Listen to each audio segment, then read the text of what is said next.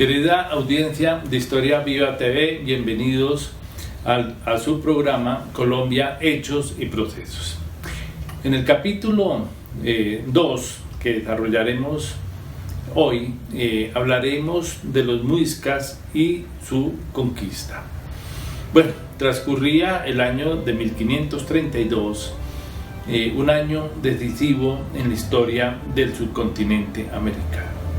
Decisivo porque Francisco Pizarro había desembarcado en Cajamarca y se aprestaba a la conquista del Imperio Inca, que como todos lo sabemos estaba en un proceso de secesión política, y esto facilitó la conquista y finalmente Francisco Pizarro logró ubicarse en el ángulo del dominio político de estas comunidades autóctonas de los Andes, ¿no?, que habían estado bajo el dominio del Inca. Esto pues se tradujo en una apropiación de riquezas, de hombres, se tradujo en una forma efectiva de control político, económico y territorial de los conquistadores que lograron ubicarse en la cúspide de esta complejísima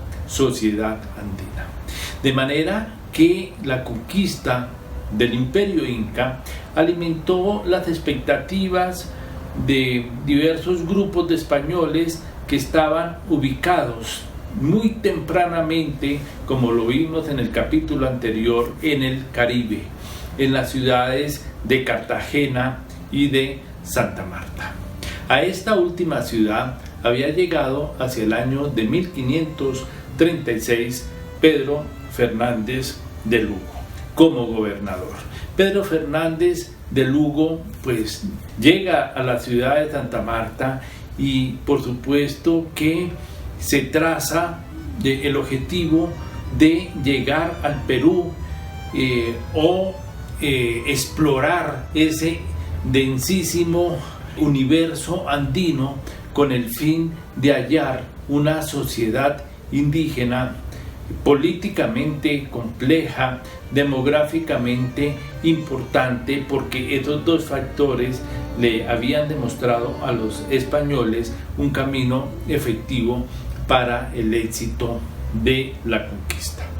Desde esta perspectiva, la conquista del Imperio Inca fue realmente la que motivó estas expediciones que se armaron desde estas ciudades del Caribe con destino a el inexplorado mundo andino.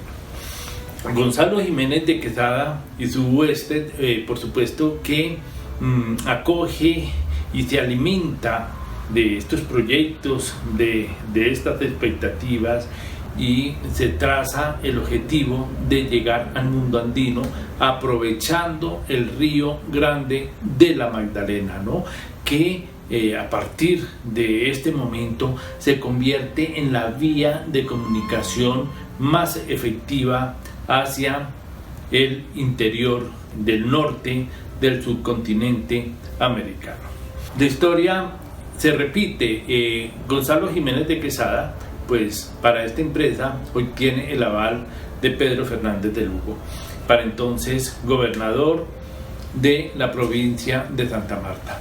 Gonzalo Jiménez de Quesada pues arma una empresa de conquista muy importante, calculada más o menos en 800 hombres, que se van a desplazar por el río Magdalena en bergantines en un número más o menos calculado de unos 600 hombres. Los 200 restantes pues los van a seguir a pie, caminando por las riberas del río, y algunos pocos montados en caballo, realmente muy pocos. Esta travesía de Gonzalo Jiménez de Quesada quizás es una de las más dramáticas que se hayan presentado en el subcontinente. Dramáticas porque las penalidades fueron impresionantes, ¿no? Las altas temperaturas, la humedad, la fauna, la escasez, en fin, Las penalidades han sido destacadas por los cronistas de una manera muy intensa y muy, pero muy dramática. Tan dramática que finalmente de estos 800 hombres, finalmente sobrevivieron 170. Eso nos muestra en gran medida el impacto de esta empresa de conquista. Y este desplazamiento de Gonzalo Jiménez de Quesada por el río y que finalmente desembarca en La Tora.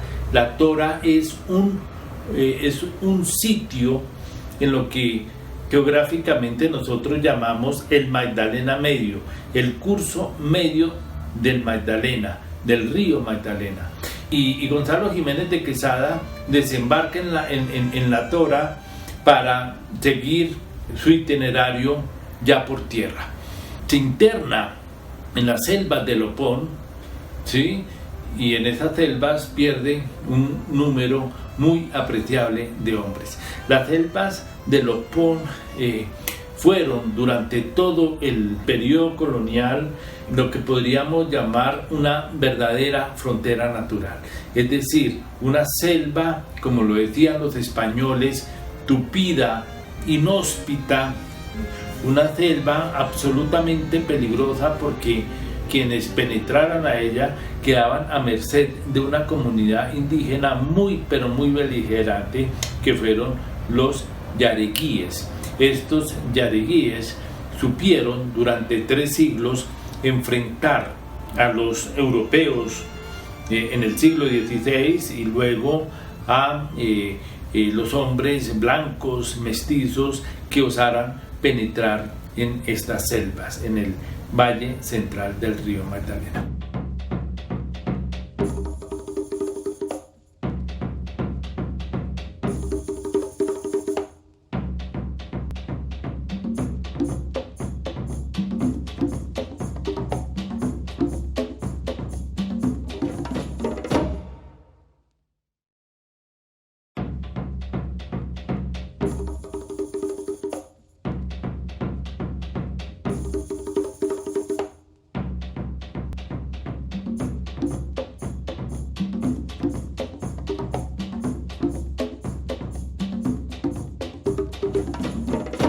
De manera que Gonzalo Jiménez de Quesada decidió atravesar las selvas de Lopón, aprovechar el curso de este río que tuvo el mismo nombre, el río Opón, que finalmente lo condujo a las tierras altas andinas.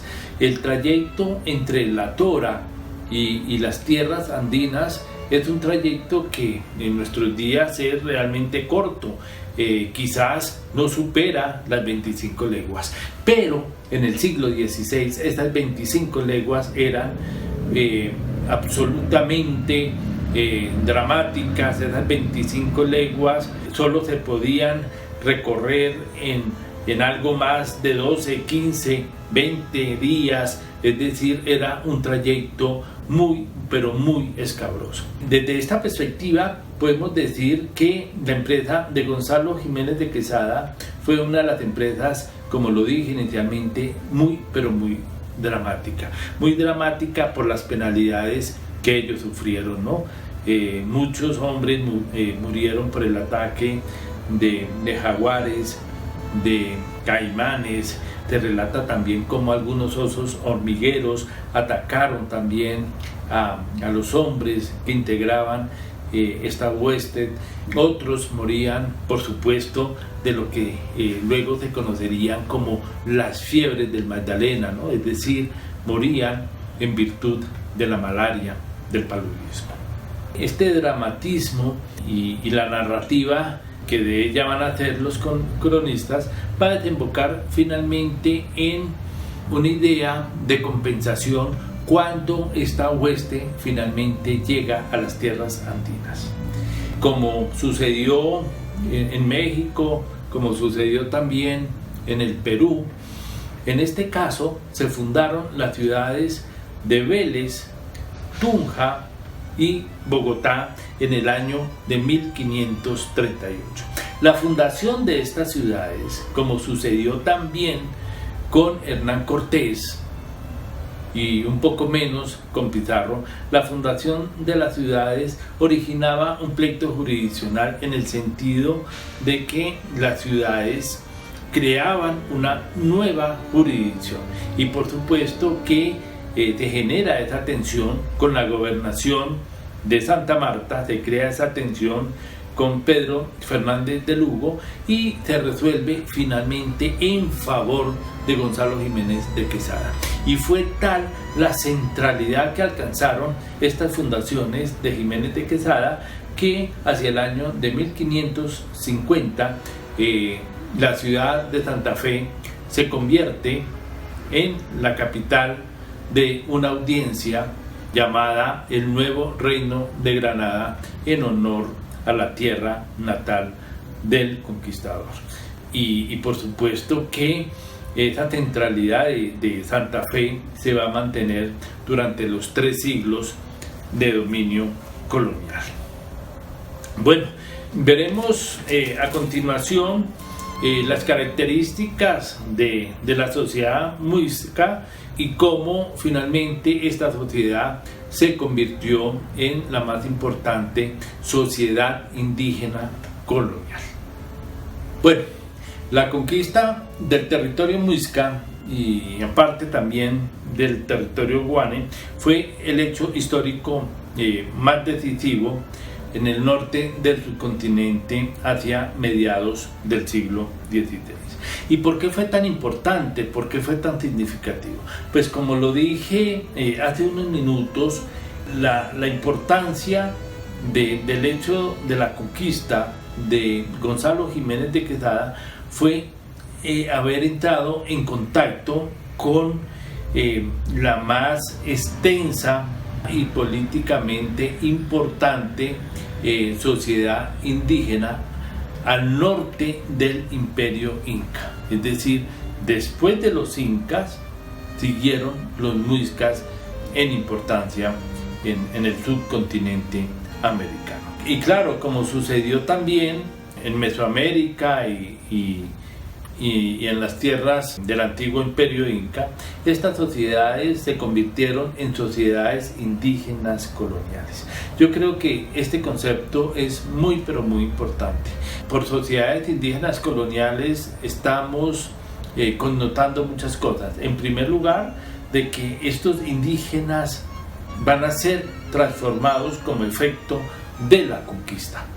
Van a ser transformados por unas formas de dominio y van a ser transformados por unas nuevas prácticas culturales. Estos indígenas, estas sociedades indígenas coloniales se reconocen finalmente como sociedades indígenas coloniales y sus historias, sus pasados prehispánicos van a ser entendidos por ellas de otra manera.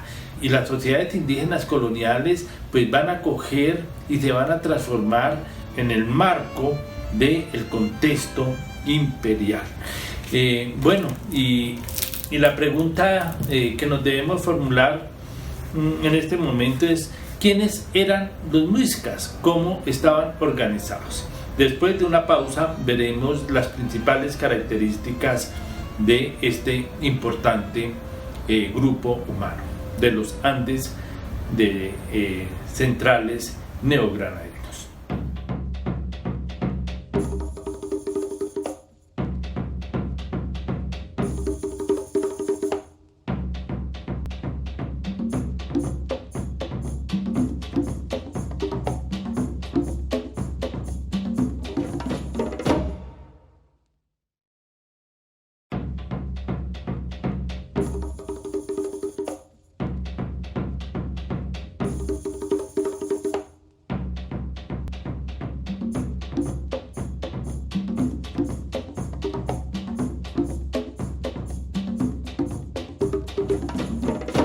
Los muiscas fueron el grupo más numeroso y más extendido al norte del imperio inca. Se destacaron por la cerámica, se destacaron también por la orfebrería y sus principales centros políticos fueron Bogotá y Tunja, ¿no? Que a la postre se convirtieron en las dos ciudades más importantes, ¿no? Capitales, Santa Fe, por supuesto, capital de la Audiencia y del Nuevo Reino de Granada, y Tunja, la capital de la provincia.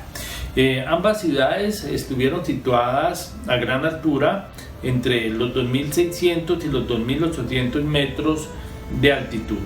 Algunos cálculos sugieren que la población muisca al momento de la conquista podía tener entre 500.000 y 1.000.000 de personas.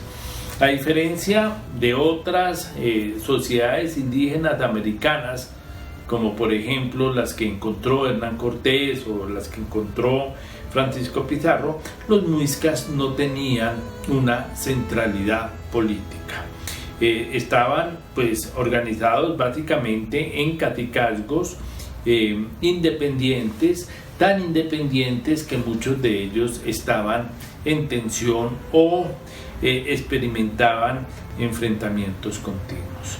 La economía muisca fue una economía bastante diversa, una economía bastante rica, pues tuvieron los muiscas, además de la orfebrería y de la cerámica, una gran vocación agrícola.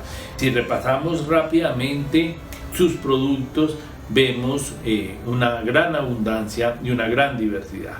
Cultivaban, por supuesto, el maíz, que era uno de los productos más importantes, pero también la papa, la quinoa, el cubio, la racacha, los frijoles, la calabaza, tomates, ají, aguacate, guanábana, guayaba, algodón, tabaco y la coca, que se utilizaba en contextos ceremoniales, ¿no? Se colocaba en un pequeño calabacín mezclada con sal, y esta coca pues tenía un valor simbólico muy pero muy importante. Los muiscas se destacaron, por supuesto, como lo hemos dicho, por la orfebrería, pero ellos en su territorio no tenían yacimientos de oro, ¿sí? Ni de beta ni de aluvión. El oro lo tenían los muiscas en un intercambio muy activo con otras sociedades indígenas. Estos intercambios usualmente los llevaban a cabo en algunos lugares hacia la vertiente del río Magdalena.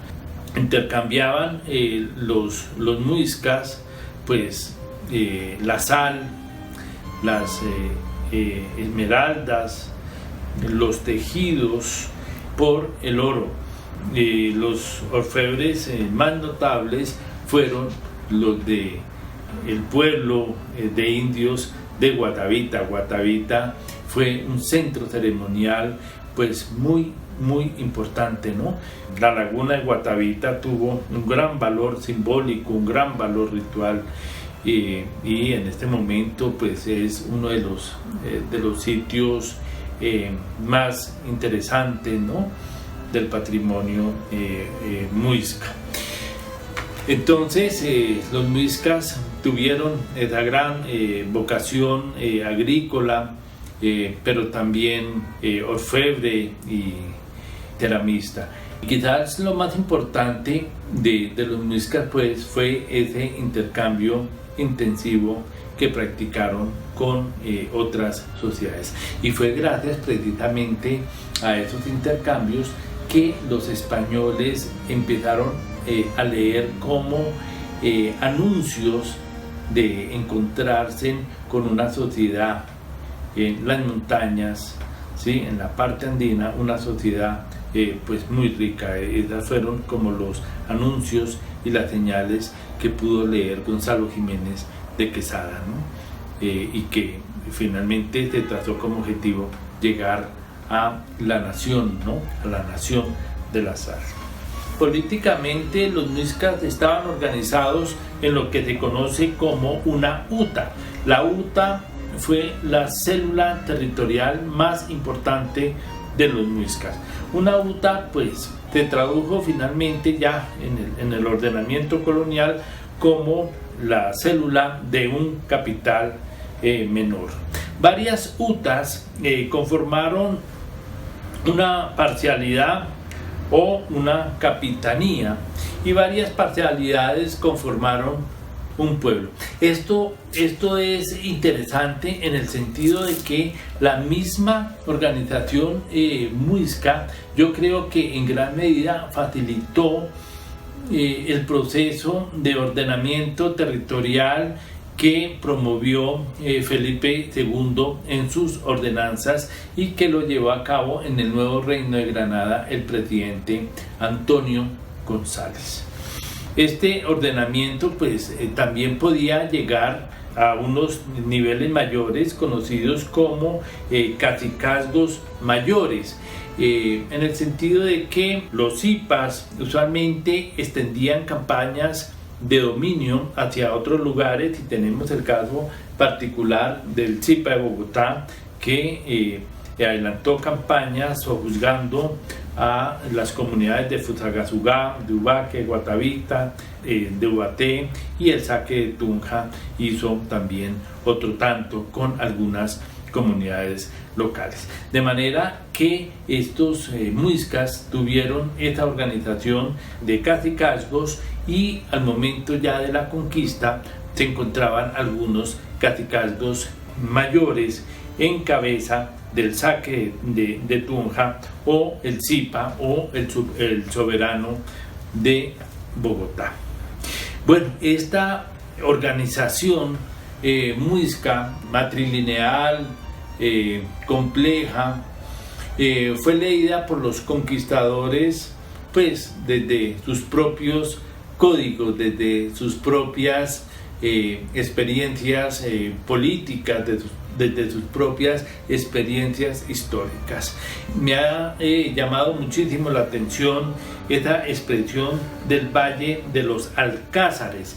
Ellos veían en estas formas de organización del Zipa, del saque, estos cacicazgos mayores, como una estructura relativamente similar a lo que ellos habían presenciado en España. Pues no es casual esa manifestación o esa expresión del Valle de los Alcázares, ¿no? Porque el Zipa o el saque pues estaban en lugares muy determinados, en sus cercados, en sus edificaciones, y en estas edificaciones habitaban un gran número de personas al servicio del Zipa o del saque, y esto les evocaba pues los alcázares españoles en la perspectiva de que allí pues se encontraban unos señores muy importantes, ¿sí? Duques o condes, y en el caso de los muiscas pues unos soberanos que ejercían dominio en unas jurisdicciones relativamente amplias o complejas. Los muiscas, al igual que sucedió también con los náhuatl, los aztecas o también los incas, pues tenían unos mitos asociados a dioses civilizadores. Sabemos el caso de Viracocha, sabemos el caso de Quetzalcóatl para México. En el caso de los muiscas encontramos a Bochica. Bochica, al igual que estas deidades mexicanas o incas, se asoció a un proceso civilizador, ¿sí? El Bochica muisca tuvo importancia porque a él se le asoció esa campaña de la enseñanza, del hilado, del tejido, de la pintura de telas y de la observancia de las costumbres. Ese fue un mito pues muy pero muy importante, y es muy interesante porque estaría relativamente cercano a estos mitos que hemos denunciado anteriormente. Bueno, el punto es que estas comunidades locales en el transcurso del siglo XVII pues se transformaron en las comunidades indígenas coloniales, centradas en sus pueblos de indios, una figura que introdujo pues, Felipe II, que aquí la implementó el presidente Antonio González, como también lo hizo Francisco Toledo hacia 1570 en el Perú, o Valderrama hacia 1564 en México. Estas comunidades locales indígenas pues perduraron durante estos 3 siglos, aunque demográficamente fueron disminuyendo, ¿no? Hubo un gran impacto demográfico hacia finales del siglo XVI, en las primeras décadas del siglo XVII, con leves recuperaciones, pero finalmente estas comunidades, ¿no?, disminuidas demográficamente, mantuvieron, sin embargo, su presencia y fueron muy importantes en el altiplano que nosotros en este momento llamaríamos cundiboyacense. Bueno, en un tercer capítulo hablaremos de las comunidades indígenas del nororiente, las comunidades guanes, chitareras, hilaches y los otros procesos de conquista. Muchísimas gracias y los espero en un tercer capítulo en los próximos días.